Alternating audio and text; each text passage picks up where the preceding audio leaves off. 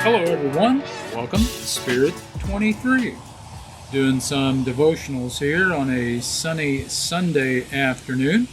And it's a very pleasant day to be outside. We hope you enjoy the upcoming devotional, which again comes from the Moody Bible Institute. This one's based on Matthew 26:17 through 30. On the first day of the festival of unleavened bread, the disciples came to Jesus and asked, "Where do you want us to make preparations for you to eat the Passover?" He replied, "Go into the city to a certain man and tell him, 'The teacher says, my appointed time is near.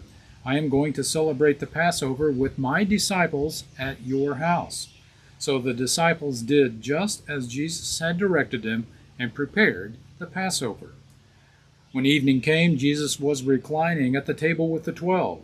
And while they were eating, he said, "Truly I tell you, one of you will betray me." They were very sad and began to say to him one after another, "Surely you don't mean me, Lord."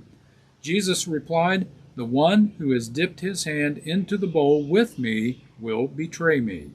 The Son of Man will go just as it was written about him. But woe to that man who betrays the Son of Man.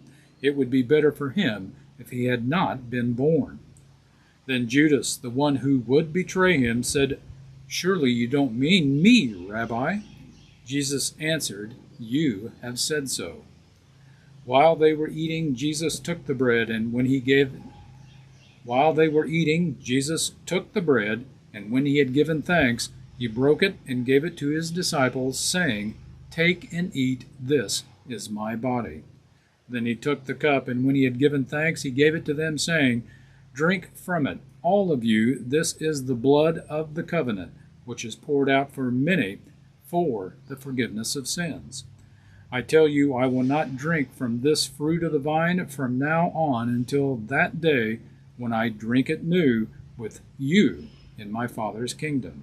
When they had sung a hymn, they went out to the Mount of Olives.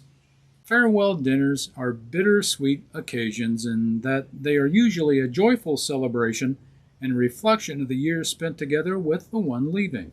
But they are also emotionally challenging in that the one being honored is going away, and those that remain will not be able to enjoy this person's personal physical presence once they depart. In our passage, Jesus had such a farewell dinner. What is usually called the Last Supper was part of a Passover celebration. During the meal, Jesus breaks the bread, representing his body, which was to be sacrificed on the cross, and pours out a cup of wine, symbolizing the blood to be shed.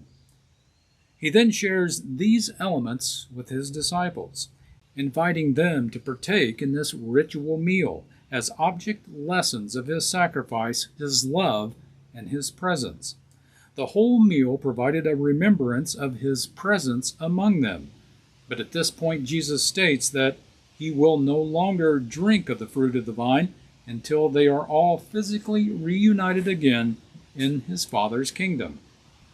When we participate in communion, not only is the Lord the original host of this ordinance, but he also directs our attention to a future time of observance, when we will all be together with him, and he will once again partake of the fruit of the vine in celebration of our physical unification with him in the Father's kingdom.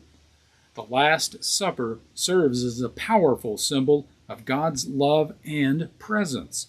Jesus, on the eve of his crucifixion, chose to dine with his disciples, sharing with them not only the Passover meal, but ultimately himself.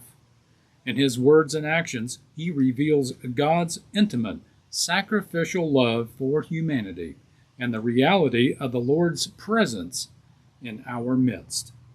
What do the elements of the Lord's Supper represent? What does it mean when we participate in a communion service? A few questions for you to think about today. Thanks for watching Spirit 23. I'm Mark. Have a great day, and may your day be filled with blessings.